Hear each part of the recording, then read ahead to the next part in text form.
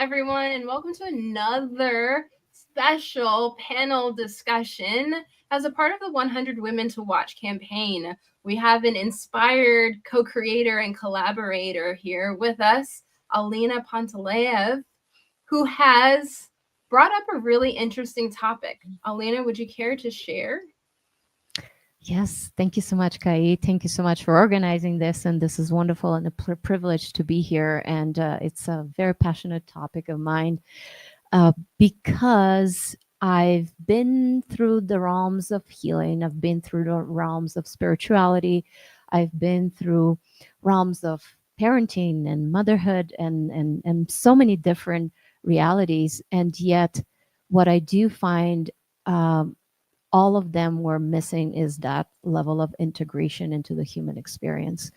So I was very passionate to create or co-create this and speak about this topic because I want people to understand that it's not just kind of the transformation that I'm inviting people into or that I want to spark a curiosity about is not something out there. It's not something we need to chase or buy or collect more, but it's actually the body itself is a portal to transformation.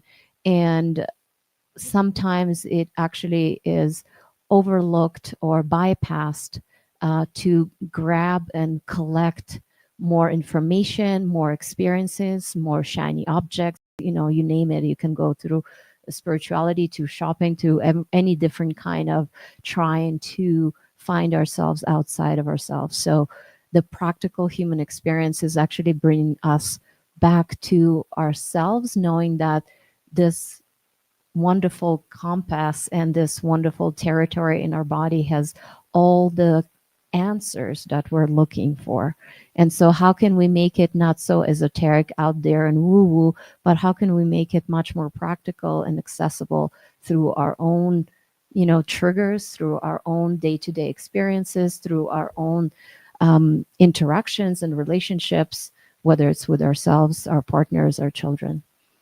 So this is this is why it's very powerful for me. How can we make a transformation grounded and simple and easy and accessible for everyone? Absolutely. Right? Because we're all participating in this thing called the human experience, right? So why not? Yes. Yes. Awesome. Cool. Well, let's share the love here as well. Thank you, Alina, for that really stimulating mentally and in my soul. I feel the tingles going on here, with the introduction to the topic. And Dahlia, when you hear the phrase the practical human experience, what does it mean to you personally? When I first hear it, the thing that stands out to me actually is the word practical, and the how we have a tendency to operate as though everyone's experience should just be the same. Everyone's solution should just be the same. Um, Instead of recognizing, similar to what she said, not only are there diverse experiences, there are diverse solutions, and all of them are tangible if you're willing to just either research or reach out or just be willing to learn more. And so I guess for me, that's probably the part that stands out the most is there's a diversity in the journey that everyone is going through. And within that, there are also a diversity of experiences and solutions. Beautiful.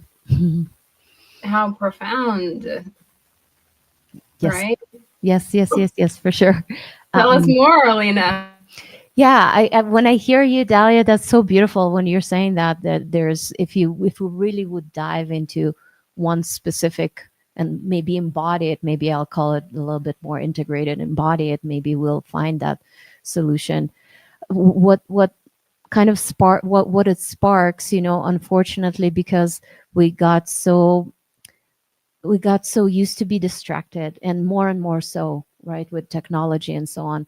So we're, instead of really diving into this one thing that could be applicable, embodied, and practical for our own well-being, whatever it is, right? We just jump from this and this. And I have so many women come to me and they're like, oh, I did this and I did this and I did this. Wonderful. Probably, for sure, on some level, it evolved you for sure somewhere.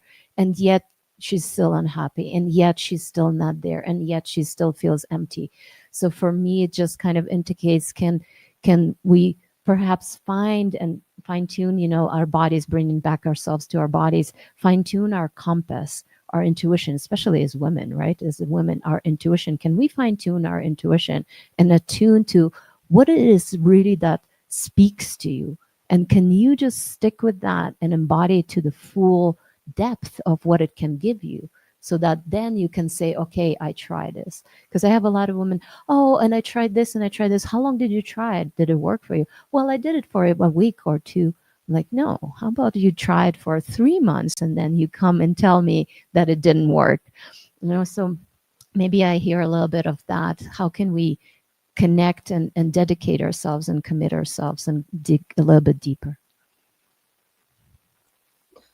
Absolutely. Right. The part that stood out in what you said for me is like what works for you. I know in my own personal journey, I definitely was one of the women that was like, oh, I'm gonna try this, or I need to try this because I was looking for a quick fix and didn't realize that while I was looking for those quick fixes, I was becoming detached from who I was because I wasn't being focused on who I was and what could potentially work for me. I was just trying what I was, you say you throw something up against the wall and just see if it sticks. So whatever the best practice, the current best practice was, is what I was chasing after. And so as time went on and I began to become more settled within myself, is when I really learned to seek within. Like, what is it? It is a calling, whether you believe that spiritually or not. The answer is calling from within if you just silence enough to find out what it is. And it might not be the most popular latest fix, that's on the market. But if it's for you, it's definitely going to work for you. Oh wow, this is beautiful. Like, I really love what you're sharing right now because it's like definitely been my journey, and I keep on telling women and people that come to me like, okay, you have to connect with what is it for you? What is your blueprint? Because we're very different. But if we really fine tune to our intuition and our instinct and our inner, yeah, like just this inner intelligence. And our bodies are so intelligent, right? Our bodies, our hearts, our souls, right? Our spirits. And it's just, if we can really fine tune to that, then the right elements, and as you're saying, maybe they're not that popular, maybe they're outdated, maybe it's like even a book that is like a long time ago, but it's this, it just speaks directly to your soul. And this is exactly what you need, because we are infused with the intelligence to wake ourselves up. We are infused with the intelligence to heal ourselves. And so, if we can unlock that, not from outside ourselves, but from the inside out, I think that is probably the solution. It's not, and I'm not saying that the teachers are there are not great, or the modalities that they're sharing are not great, but how can, in this case, I love Bruce Lee's actually quote. It's like, take what serves you, disregard what's not, and add something uniquely of your own. And I think that's a good formula. Yeah, I love this comment that we have here. Thank you so much for participating and making comments. It says, yes, my grief had me looking for quick fixes. And that kind of speaks to what you were saying before, Alina, about how people may come to you and be like, okay, it's not working, because pain is a motivator. Actually, pain is a better motivator than pleasure. People will look for solutions to find relief to their pain way before they will, try to speak to someone about accessing their pleasure. And I'm so curious, Dahlia and Alina, why you think that is. Talia, would you like to? Sure. I'll definitely speak for me, and this conversation is so timely for 1.2 million different reasons in my life. But I found that it was hard for me to understand that grief did not just live in my head. That 80% of what I was holding on to was physical.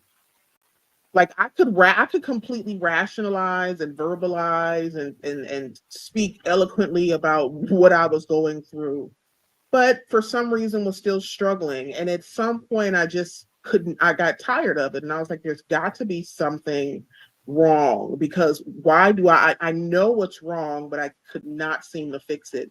And it was at that moment that I was like, oh my God, I'm actually living with it. It's not up here. It's here. It's in my tense shoulders. It's in my clenched jaws.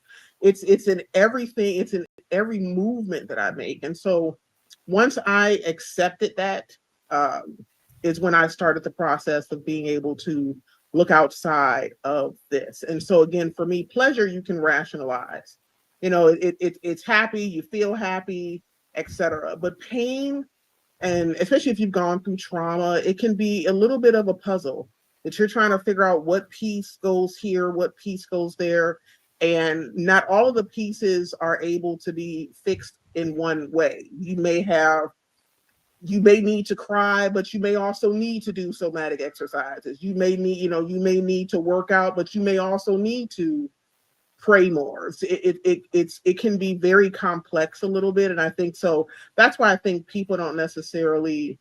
It's not as easy to fix the pain button or to switch it off, because it can be extremely diverse in how it needs to be addressed. Oof, beautiful. I love that. It's like bomb. Yes, totally, totally. So resonate with what you said, and it's a lifestyle, it's a journey, it's an integration, it's not a quick fix for sure.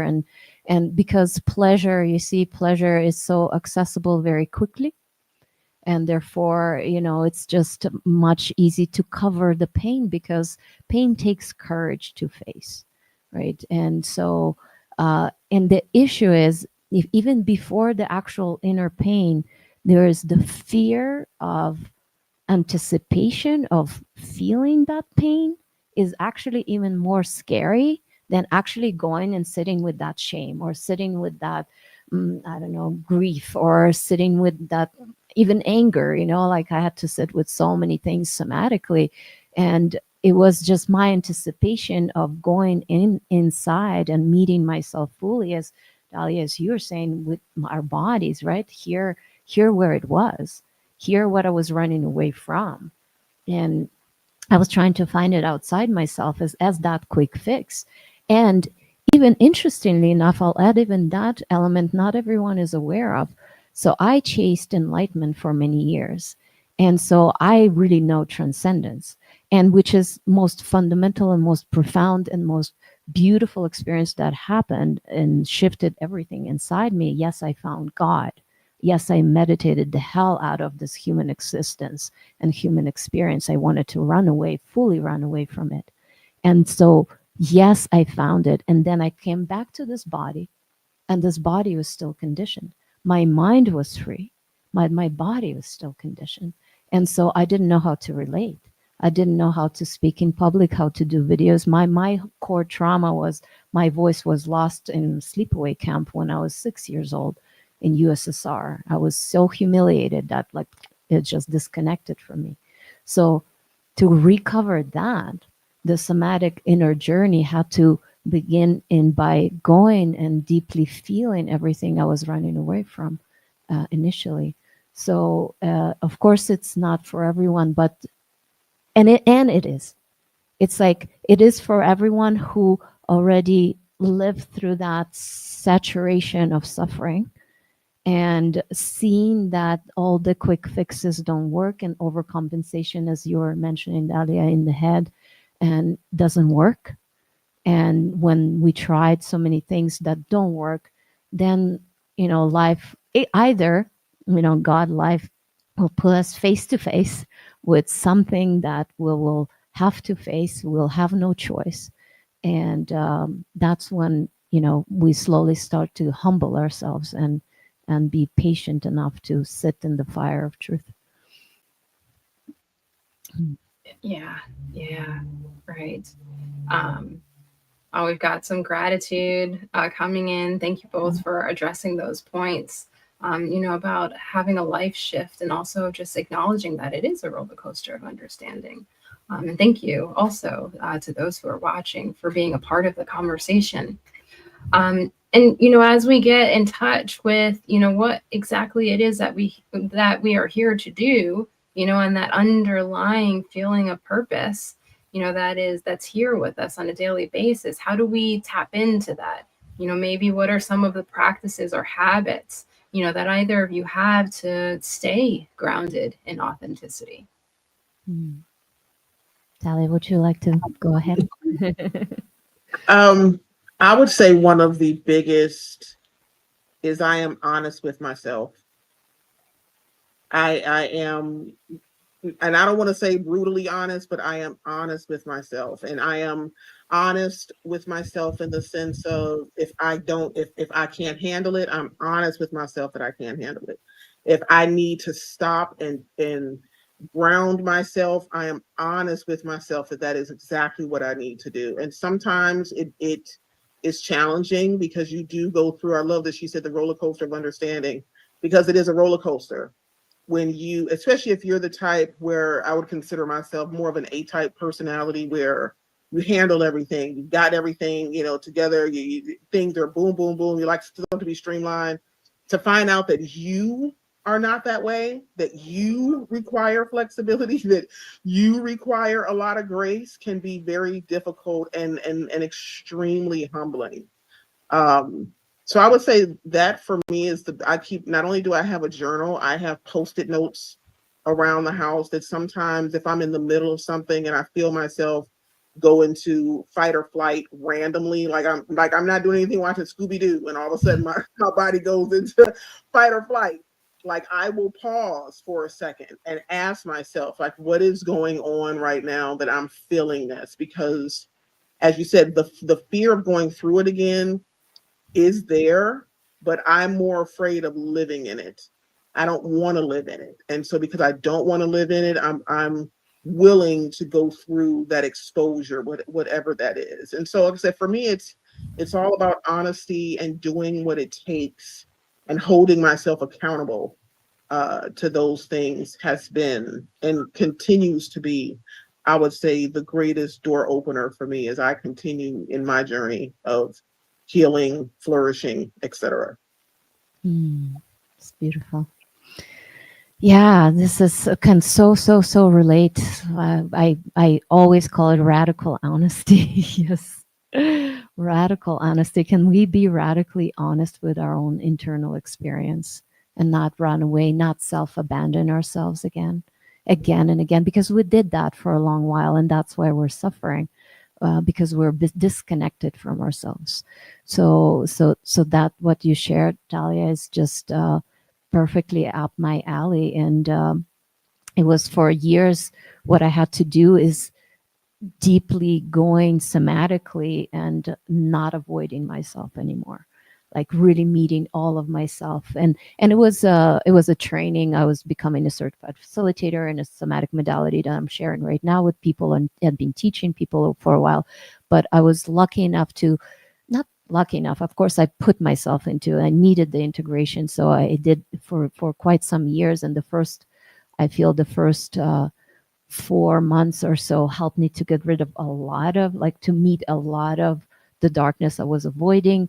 And then slowly it became more like of an integration. Every day I could do it myself, kind of like so somatic self inquiry. And then it's less and less triggers started to happen, and just more and more flow and openness. And right now I could share, like, now it's so integrated that the presence, that we can call it mindfulness, is always here. So as soon as I see I'm somewhat stuck, we can talk maybe even about the brain waves, right? So it's like the beta brain wave, where we're very active, where there's the struggle. So when there's the struggle, so the ego somehow is hijacking our experience. So So this struggle and then goes into the alpha brainwave and into pretty much to the delta theta, which is like a deep flow and relaxation. So to go through that kind of curve from struggle or tension or trigger into that flow and relaxation back again, sometimes what needs to happen is just us being extremely aware of that, very present, and then letting internally, or almost I can say I mastered surrendering. So it's just like you see what's going on, where, the trigger, where the tension was to take you. In my case, I can give just the direct experience. It was recently with developing my business. So it's like um, a, a, adapting, sorry, adapting somebody else's, um, well, my mentor, my business mentor, their techniques and trying to fit it on myself. And I was just finding myself like, oh my gosh, like no matter how much I try to fit it, it just doesn't fit. And so there's this tension that started to build up. So I just watched that tension. So presence was there, meaning witness consciousness. I just watched and watched that tension and allowed it to live itself out without abandoning it, without pushing it away. Also, without also, like riding it unconsciously, was just very being present with it. And just like at some point I just allow it to all fall apart. Like I can't do this anymore. It just doesn't fit me. And I just like had a good cry and I just allow it to all fall apart. And all of a sudden I found myself in the arms of the universe, so to say. It's just like, oh, everything is already taken care of for me. Oh, thank you. I was trying to do it all myself. And it's just all these moments of like tension, watching ourselves, not avoiding ourselves, like immediately allowing yourself, like whether it's through breath, it's through, like Dalia, as you were saying, like, okay, I just need to stop and pause and feel and ask. I have tons of deep questions, of somatic questions. Okay, what does this tension say about me? Or what does this want to say? Or what is it doing here? Who or what is it about? So we have, like, through the somatic experience and through the somatic tools, I have, like, it's almost internal reality right now for me, that I can immediately, without even asking, it's like the questions are already implemented in my new way of seeing my internal, um, internal world and internal arena. So nothing is left unseen or unturned or avoided anymore. Got it. Got it. I mean, what a profound and yet normalized, I guess, process, of realization. Like, oh my goodness, I'm actually cared for and everything's going to be okay. That moment, right? What do you think that it takes, for a human being to arrive at that and to really embody that, in your opinions? Beautiful. For me, and I think for a few women that I've worked with, it requires saying it before you believe it. It requires walking it out, even if you don't see it. Because for a lot of people, you have to arrive at that point. Like it's not just and sometimes it's not around the corner. We say, like, it's not a 1 week, 2 week. It can be years sometimes, but you have to trust that at some point it's going to arrive. Like you get on a train from start one, it may be a 45-minute ride, but at some point, you're going to get to your destination, and you just have to be willing to be consistent and lean into that discomfort, lean into even giving your own self grace and love and peace. And they call it reparenting yourself, and basically giving yourself all the things that you feel that you didn't have. But like I said, for a lot of people, it's getting there even if you don't see it. It's walking blind, it's driving blind, it's just trusting that destination does exist. If I see it exists for other people, it exists. I may not feel it right now, but it exists, and just keep telling yourself it exists. And at least for me, and like I said, just a few women that I've worked with, that was the journey, was walking it out, even if they didn't believe it or see it. Mm. Yes, yes, can resonate with that. Grace, beautiful. Yes, wow. It's really true. It's really true that the actual believing is probably the first step, right? Because if we're in resistance to that possibility, then nothing can happen. And maybe I can add to speak to that resistance. You see, when we are unconscious of internally what's going on, our body mind survival mechanisms created this push and pull. uh, I call it in my work double bind. So there's it's basically it doesn't want whatever the suffering is, right? The trauma, the triggers, it doesn't want it, and yet so it's pushing it away. And then what it's also doing at the same time, if when we go deeply, deeply dive, it actually unconsciously grasps on to the only way it knew how to survive for all these years. So its struggle, its suffering, its only identity. So energetically, the ego does this, well, body mind survival mechanism does this push and pull all the time. So it's hard to surrender. It's really hard to surrender. So probably I would say, as you're saying, through trial and error, doing it again and again and again and again. And so to see probably the opportunities and the triggers as treasures, as invitations, as a blessing, as grace. I just read here now, as that invitation, as a red flag, like, hey, that's where, just stop for a moment, just pay attention here, whatever it is, right? So this dissonance in the body, if we spoke with a loved one and they rejected us and we feel all inflamed because there's something that been triggered in us, an old story, very old story. So for me, probably the first invitation is to invite women, instead of rejecting it, again doing this push and pull, it's just to stop and see it as an opportunity. So when we're going to start seeing it as an opportunity, and perhaps our whole systems, nervous systems, don't even know how to, as Dalia was sharing, sometimes, and I work with repressed emotions a lot, and sometimes, and for a lot of women that repress themselves, they repress anger. So I almost say, like, go and have your anger tantrum and fake it until you make it, because we need to activate our nervous system, and just so that it knows, because it was so repressed. It's so repressed, and if we're not careful, it has a lot of resistance, right? A lot of protection. So it's those few things, like as Dalia was saying, like, just fake it until you make it, so to say. Like, just do it, just do it, just do it, and know that it is available. Have faith, because others did transform. But I also say, like, just see it as an opportunity. See it as a calling from the existence, from God, from universe, from your higher self, whatever you want to say, from intelligence, for you to evolve.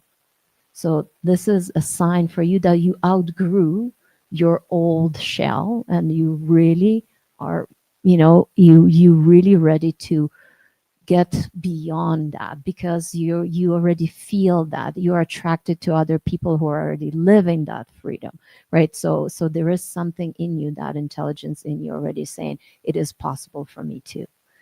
So it's seeing it as an opportunity, and starting to be extremely careful and watching, like you watch, like, how is it inside that you can ask yourself. It's simple to ask, to access the unconscious.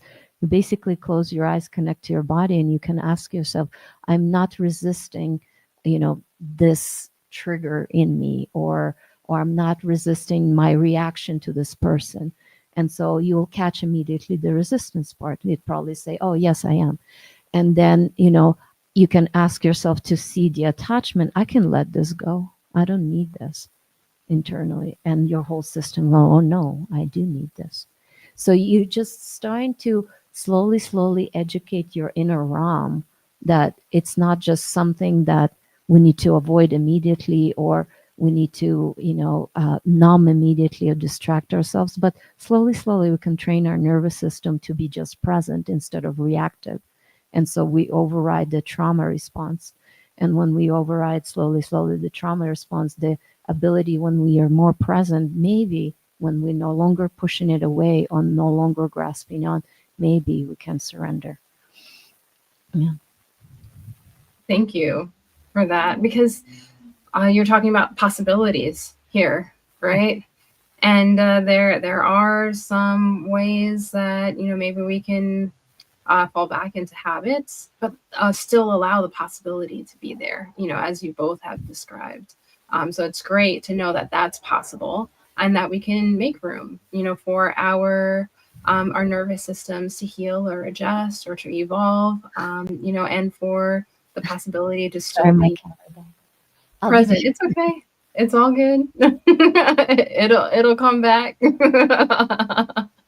Dahlia, that just means that you get to answer this next question. And this next question is, looking back on your human experience, your journey, what are some of the things that you are most proud of? And we're talking about things that maybe you're proud not just because they were like flashy, but perhaps because they were very deeply human. So if you could tell us a story or two, that would be quite fantastic. I would say my biggest my biggest personal success, I'll say, is my willingness to evolve. Um, I've in some of my speaking engagements, I have said to given people a little bit of a glimpse into my history, where I say I was taught that I was the dirt and not the dahlia, and so when you've been led to believe that you technically, dirt has no nutrients. Dirt is what people walk over. Dirt is what animals, use to relieve themselves. So that is the mindset that I started off with as I was growing up, was that I was not of any sort of value and I had nothing to give. So my willingness to challenge that and challenge the mindset that evolved because of that, and peel back those constant layers, is definitely the one thing that I can say I am most proud of when it comes to me. One of the biggest decisions that I made in my life was actually when I decided to move. So, similar to this entire conversation that we're talking about, I got to a point in my life where I just felt like this was no longer me. I could not quite put my finger on what was the problem, but I just was like, this person, this space, everything that I looked at, and when I looked around, just no longer felt like it was me.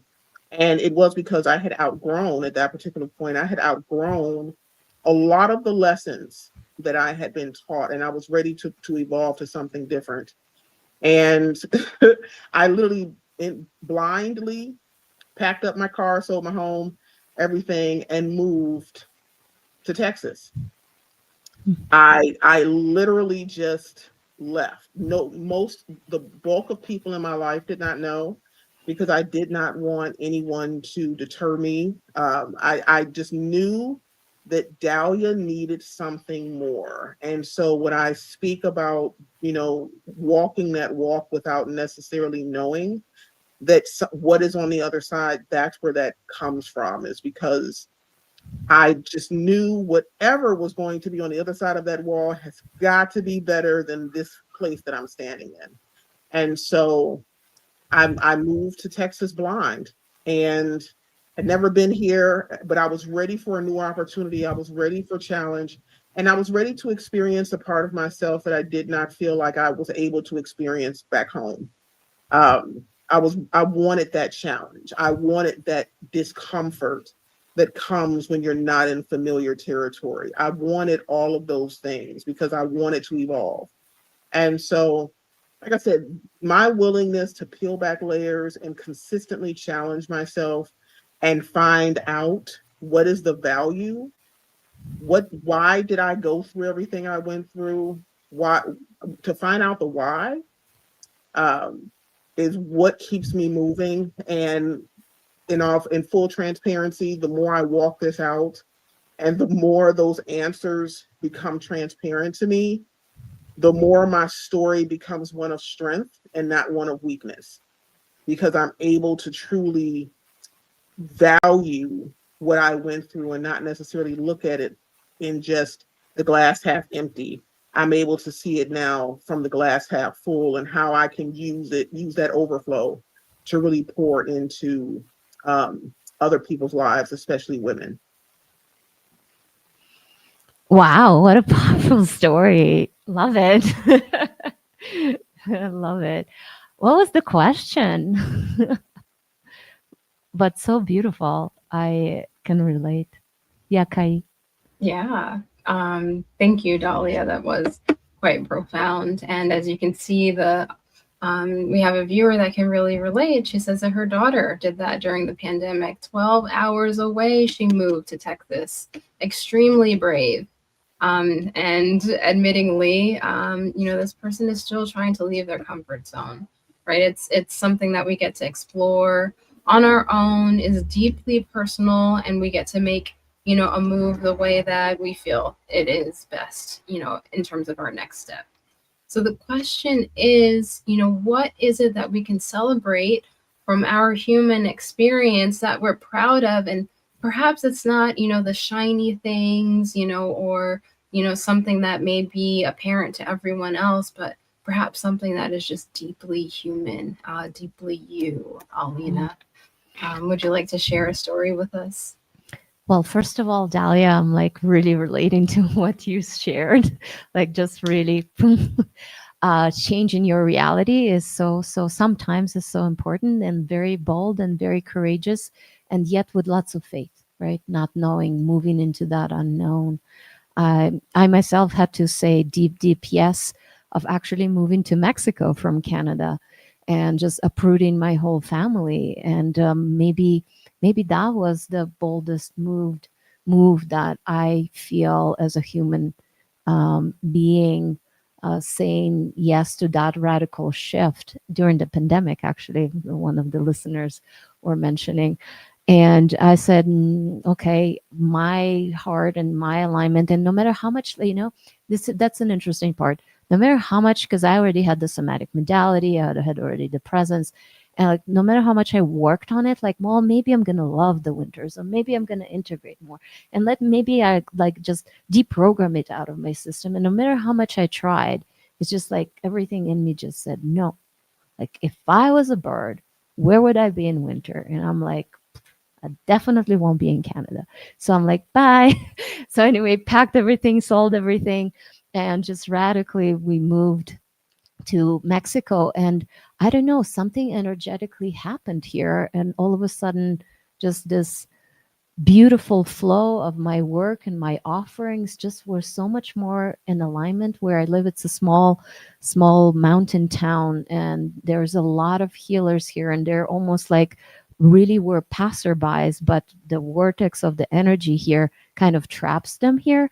So there's a lot of people from Europe, from all over the world, that actually heals from here, either physically or online.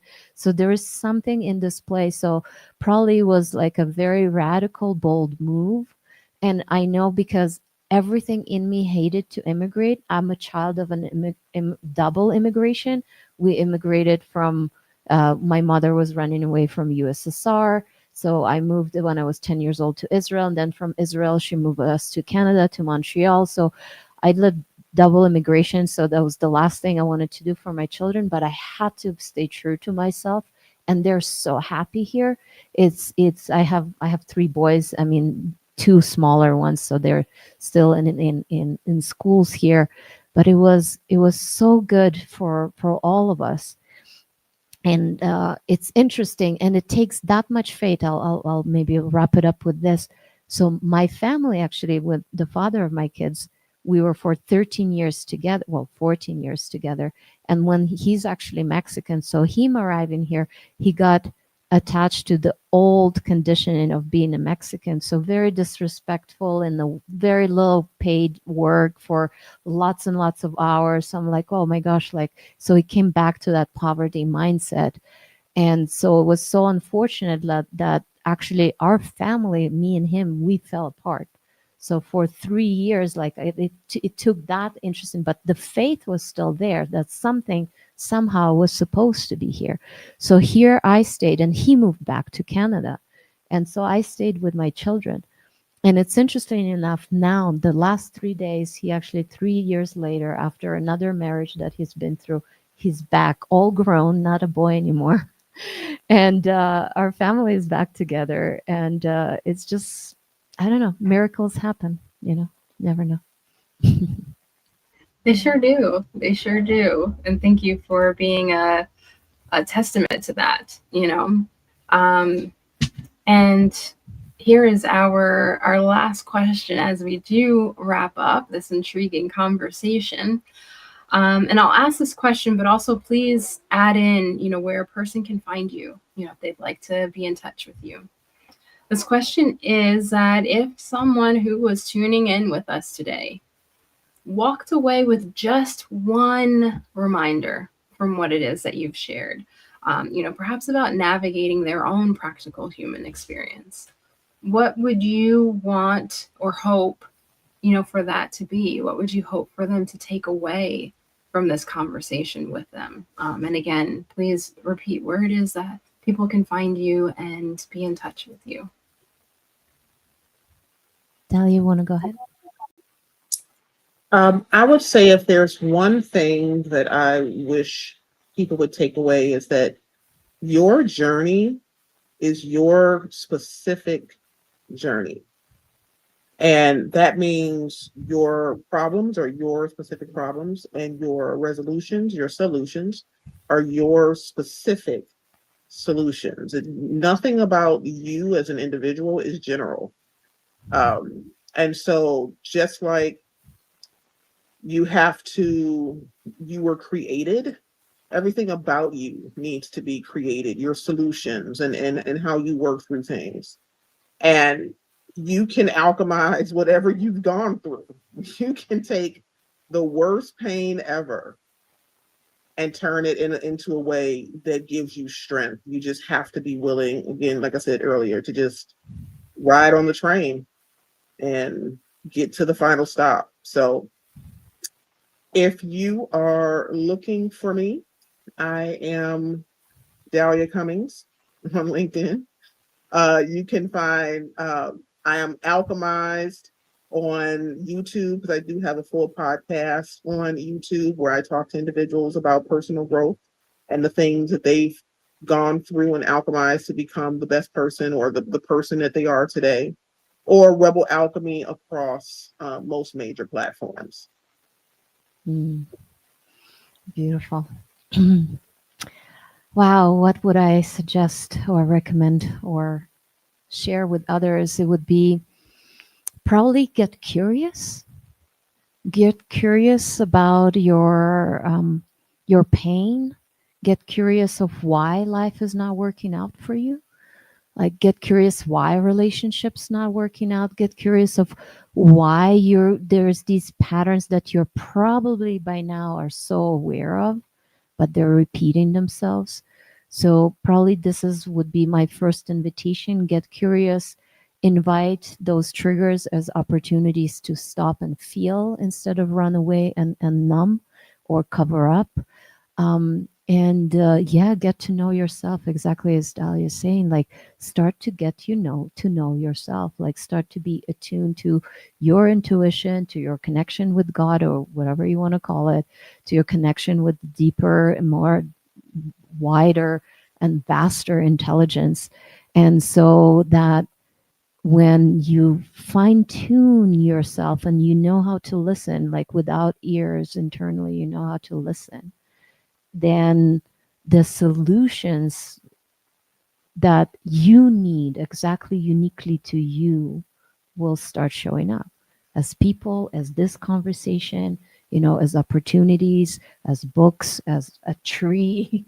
Doesn't matter. It just shows up, and it's just because you're attuned, you're going to start hearing, because before that, we just don't hear.